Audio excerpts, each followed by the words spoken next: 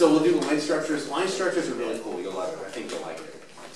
And then we'll talk about one last bonding model called molecular orbital theory, which also tends to be well received by students. It's a really simple thing to put into practice. So without further ado, and then we'll get into chapter 1. Okay. So this is more organic chemistry, but it is part of the course outline, so I cover it, and it's actually really useful. Okay, so if I have a structure like this, how long do you think it would take me to write this on the whiteboard right now? Sort of like write all this out. Carbons. 2 hours. Like 2 hours, right? You know? So there's a couple other ways we can write or draw, especially organic structures, that take up a lot of time to write. So I'm just going to mention condensed structural formulas, which sort of are a little easier to write. If I condense the top structure, I take out all the bonds and I just condense all the atoms together. So this carbon here with its 3 hydrogens condenses into a CH3, which is right here. And then a CH2 follows that because I've got this chunk of the molecule here, CH2, CH2, CH3. And you see that right down here, CH3, CH2, CH2, CH3. So we call these condensed structures because you take out all the bonds, but you're still writing in all the atom symbols. If you do a condensed structure for this, you still have to keep the backbone of the carbon. Clearly there's one carbon branching off in the middle there. And so at that point, you still have to show the bond from the center carbon there. But again, everything is condensed. Okay. So those are condensed structures. If you did a condensed structure for a cyclic structure, right, a molecule that forms a ring, all right, again, all these bonds here, okay, I can't begin to tell you how painful it was for me to draw this electronically. And then if I condense it, I still have my ring structure. You still have to tell the reader that the molecule is a ring, okay, but again, I'm taking all the bonds, the CH bonds, and condensing them. So you only show as many bonds as you must to show the basic framework of the molecule. Do you mind going back to the previous slide or just? Now, as I'm sure you're finding out already, condensed structures still take a little bit of time to write. Okay, so as much as I like condensed structures relative to the full-on expanded Lewis structures, there's actually an easier way to draw these that's even faster. Okay. Okay, so here's my ring structure. We could have like molecule drawing races. So just to reiterate, if you see CH3 group here, it means CH3 bonded to something. Clearly, we know that hydrogen never belongs in the center of the molecule, right? We never can make more than one bond with hydrogen. Right? Here's again CH2. We know that the hydrogen is a bond to something else. It's actually out here. Right? So it's just part of the language of chemistry. Now, my favorite though are line structures, and you're going to love this if you don't know yet. So with line structures, we also call those skeletal structures, and they only show the skeletal backbone of the carbon backbone of the molecule. So the rules for drawing line structures are such: omit symbols for carbon, omit symbols for hydrogen as well, okay, except for hydrogens that are bonded to non-carbon atoms. Okay, you must show double or triple bonds between the atoms. The line structures adhere to the Vesper shapes. Okay, so you'll see that the Vesper shaping obey with line structures. So here's, how long do you think it would take me to draw this molecule here? 5 carbons, all the hydrogens written out, versus writing it this way, a little bit less time. And then what about just doing it this way? 2 seconds. Nice, right?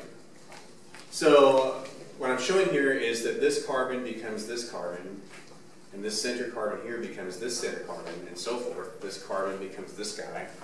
This carbon becomes that's a carbon, this carbon here is him. With each end of a line, there's a carbon there. So now as chemists, you're going to see a structure like this and understand that, oh yeah, there's a carbon there that must have its octet rule obeyed, and there's 3 hydrogens on the end there.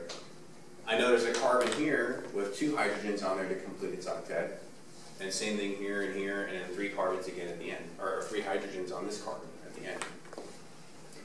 So, full-on Lewis structure, for organic structures, painful. Condensed structures for organic compounds, a little less painful. And then line structures is heaven. For me. Okay. So how do you think you would draw the line structure for this? Alright, I'm going to get my exercise for the day. Oh my gosh. Oops.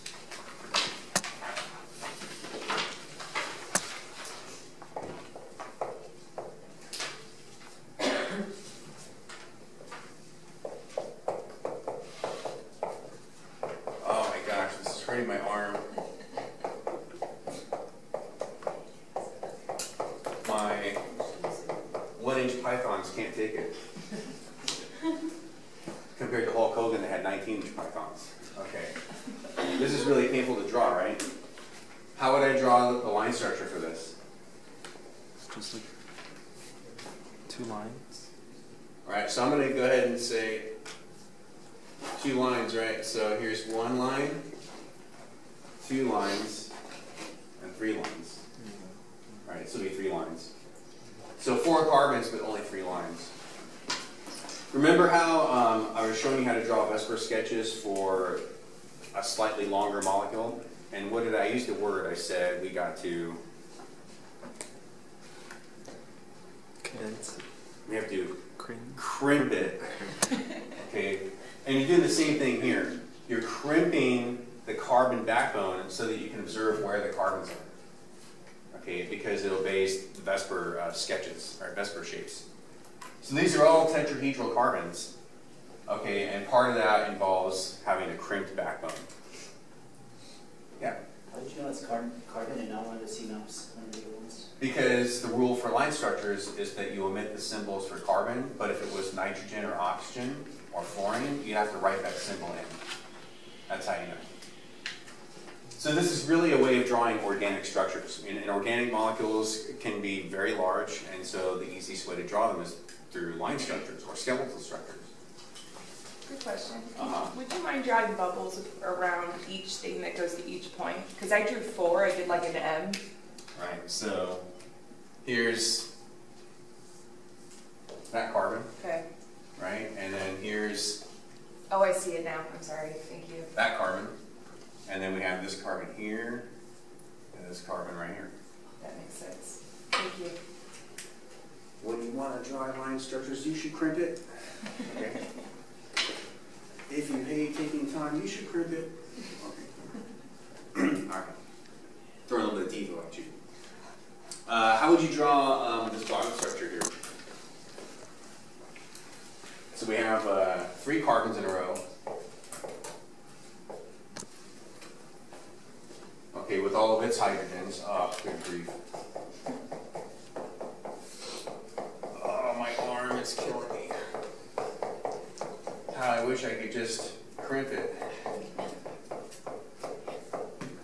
All right, there we go. What a mess. Or we could just crimp it. Peace out, man. If you drew it the other way, it looking like an arrow, would it matter? If we drew it like upside down, that would be fine too. All right, I could do. All right, let me. All right, so I have this way, or I could do that way. Because it's being rotated. Right, it's being rotated. It's the same thing though. And then if you put a circle around it, you get a peace sign. All right. What about this one? I could do it the other way as well. I could do down, up, down. Right, I could do that too. Right, it's just flopping it upside down. So now, if I gave you this symbol, could you go backwards from this back to that? And that's a little harder, right? Because you have to recognize, oh yeah, there's a carbon there with 3 hydrogens on it. There's a carbon in the center, and there's 1 hydrogen on that to make the octet around that carbon, right? I have to have this hydrogen here on that center carbon. So here's, all right, this carbon here is that carbon. This carbon here is that end. We have this guy here. Okay, and then the center one. All right, the blue one is the blue one in the center.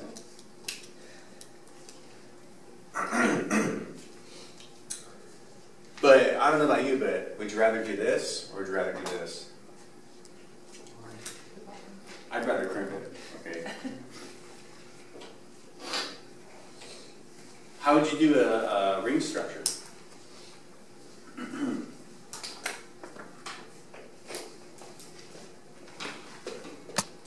All right, here we go again. Exercise. Oh my goodness. What is this? 6-membered ring? Don't ask me to draw a hexagon that's symmetrical. Oh, this takes so much time. By the time I finish this molecule, it will all go gray. See, I have 1 more gray hair on my sideburns already. But if I draw the line structure, I find the fountain of youth. And I say, oh yeah, it's just a hexagon. 1, 2, 3, 4, 5, 6. Oh, done. Oh, that was so much faster. Makes me feel younger already. Of course, it helps to be a little bit neat. Who knew geometric shapes would represent molecules, right? Like, I mean, like in geometry class, you're like, yeah, hexagon. It's got a, triangle, a square. A square represents a molecule? It does. What if I went backwards? What if I gave you a square that says, what molecule does that represent? Oh, it represents cyclobutane, which is 4 carbons.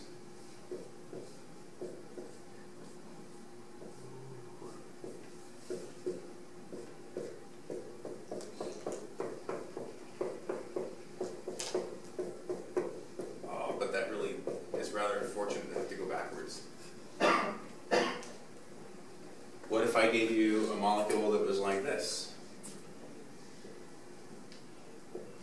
What if I put a line in there? That means there's a double bond there.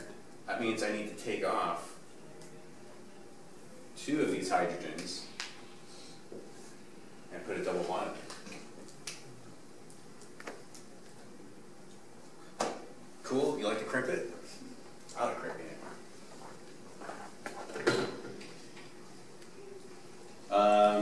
Here's a learning check. Draw line structures for the structural isomers of C5H12. And so structural isomers, I haven't really emphasized on it, but I'm just going to throw it out there as a term that you'll hear in the future anyway. But a structural isomer is where you have the same, you have 3 different compounds, well actually in this case 3 different compounds, but you can have 2 or more compounds with the same chemical formula but with different structures. So these are all C5H12, but clearly one of them is a cross, the other one's a totally linear shape, and the other one has a branch, right? Totally different compounds. I believe this compound is called 2,2, actually it would just be called dimethylpropane. This would be called pentane. This would be called 2-methylbutane, right? Different names, different compounds.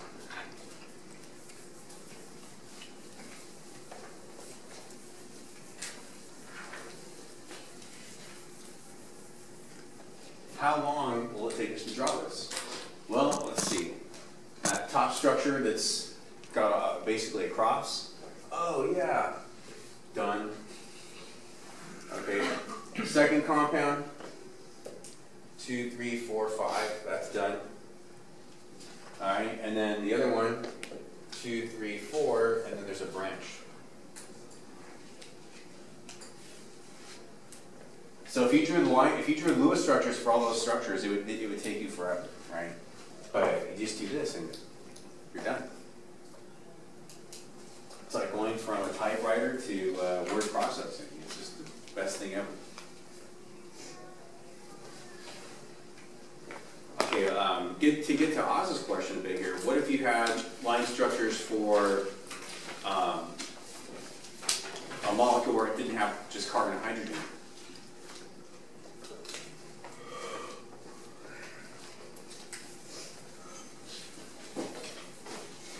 So what about that top structure? How many carbons do I have in that structure? 4. All right, 4, right? So I'm going to go ahead and do 2, 3, 4. Why do I start with 2? Why don't I start counting by 1? Well, because when I make that first line, it takes 2 carbons, right? So I got my 4 carbons there, okay, and then I've got the oxygen with the hydrogen on it. So this is how I know that this is a carbon. That's how I know it's 4 carbons with their hydrogens, and then you got oxygen there. So do I include the lone pairs? I don't. So I'm taking out lone pairs. I'm taking out hydrogen atom symbols not bonded to carbon. I'm taking out all the bonds except for the carbon backbone. So no carbon symbols, no hydrogen symbols. The only hydrogen symbol I add is to the non-carbon atoms. That's the only carbon or only hydrogen I ever show. That other structure, oh, here we go. This is going to be good. This is going to blow your mind. Well, maybe not. Okay. How many carbons do I have there? 4. I've got 4, right? So I could do 1, 2, 3, 4 again. Okay, and then I've got the nitrogen. And then how many hydrogens do I have on the nitrogen? I've got 2, right? So it'll look like this. But what if I told you this isn't correct? It's a triple bond. So I got this triple bond in there, right? On the second to third. So starting from the left end there, I have the second carbon where the triple bond starts. So where would I make the extra 2 lines in here? Would it be here? No. Would it be here? Yeah. Here, right? Alright, so that would be a triple bond. What if I told you this still isn't correct though? What is the Vesper shape around these 2 carbons? The shape, not that. So the electron geometry is one thing. The tetrahedral? They're not tetrahedral. How many hydrogens would I add to this? How many bonds does carbon get? 4. 4. How many bonds does this carbon have? 4 has 4 already. It already has 4. How many hydrogens would I add to that carbon? None. None, right? How many hydrogens would I add to this carbon? None. None. It's Okay. So what is the shape a line. around this? These are actually linear carbons. So just to draw the Lewis structure above it,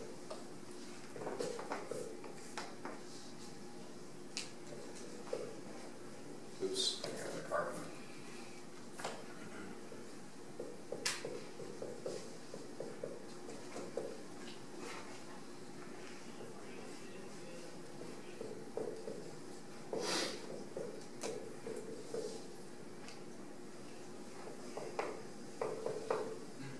Alright, so there's my Lewis structure. Okay, these are linear carbons.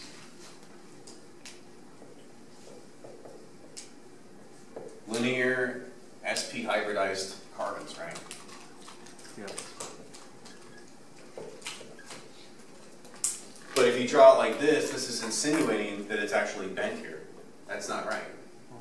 So how would we draw it? Well, here we go.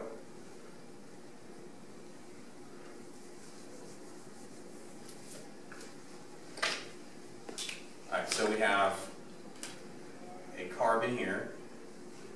Here's 2 carbons. Here's Wolverine with his claws. Alright, we have another carbon here.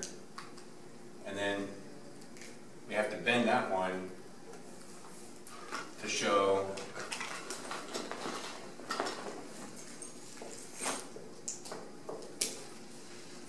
that. That's the actual correct line structure. Let's circle the atoms to track where it's going when. So we have this carbon here is this guy there.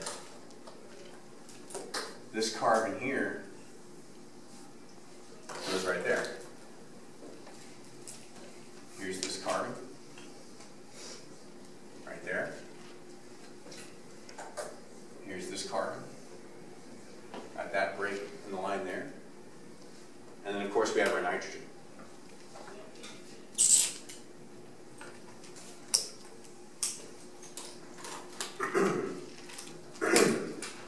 Do you see it? Do you see the matrix? Have I told you that analogy before? The matrix? No? So instead of seeing walls, now you see molecules. Just like the guy in the matrix, instead of seeing walls, he saw the binary code because using a computer system. Anyway, so studying chemistry is like being in the matrix. You just have to see the code around you. The code is chemistry. Okay, so does everybody see kind of where the carbons go now? So what throws people off with this is the fact that, oh, we don't actually bend the line to show where a carbon is. But we do, with a triple bond, we can make extra lines and we just shorten them. And the ends of that portion is where the triple bond is between those two carbons. And it obeys the linear shape. Triple bonds are kind of my favorite. Like I said, they're like Wolverine's claws. You know, three claws between each knuckle. Yeah. All right. So, any questions on line structures, skeletal structures? What do you think? Cool stuff? It almost makes you want to draw molecules. Like if you like to doodle or something, you know, just draw some line structures and have fun with it. Why are line structures so cool? Well, because, let me just backtrack all the way to the very beginning of this lecture. What do you think this is? This is a line structure of a much bigger molecule than what we've been drawing. Okay, but clearly they use the idea of omitting carbon symbols, right, for a drug, right? But they do show the nitrogen's there, and they write the hydrogen on there too. Now, what you'll see with these guys too is they'll have they'll write the CH3 endings as condensed in some cases. I don't like it that they do that because it's like saying, well, we're taking a hybrid of a skeletal sketch with a condensed structure. But you can see that they do that, and they still include the dash and the wedge here to show some of the geometry. Okay, but nonetheless. So if you look up any drug, you know, and maybe we can do this upstairs. You can name me a drug, we'll look up the line structure for it, and it'll look kind of cool. How many of you have seen structures like this before in a commercial? Like on a drug commercial, they'll sometimes show the line structure waving across your screen, you know, sometimes. A lot of people just aren't really aware of it, you know, because it's just part of the noise of a commercial, but anyway. So any here, real quick, like question, what would be the shape of the sulfur atom? What's the shape? It's tetrahedral. You got a dash and a wedge, or a wedge and a dash. Right? It's got it's got 3 bonded atoms, 1 lone pair. It's a tetrahedral electron geometry, but what would be the actual shape? It's a trigonal pyramid, right? Because there's a lone pair on there. Normally they don't put lone pairs on the Vesper sketch, right? But they just did it here. Like I said, people when they do stuff online, they do whatever they feel like doing. What is the shape of this oxygen atom here? It's an inner atom, right? What's the shape? Bent. It's bent. Okay, how do I know it's bent? Yes, 2 electron groups. Yeah, you got a bonded atom here and a bonded atom there. but there's 2 lone pairs on it that aren't showing. Right? So it's a bent oxygen. So the hybridization is what? SP3. It's going to be an sp3 hybridized oxygen atom because it's got 2 bonded atoms, 2 lone pairs. You got to have 4 lobes to contain those electron groups. Okay, so what I want you to get at, where I want you to get at, is I want you to be able to look at the line structure and be able to tell me what's the hybridization, what's the shape, and can I draw it? You know, can you see that these are linear just by looking at this? Linear sp hybridized. Right? It's all about seeing the matrix.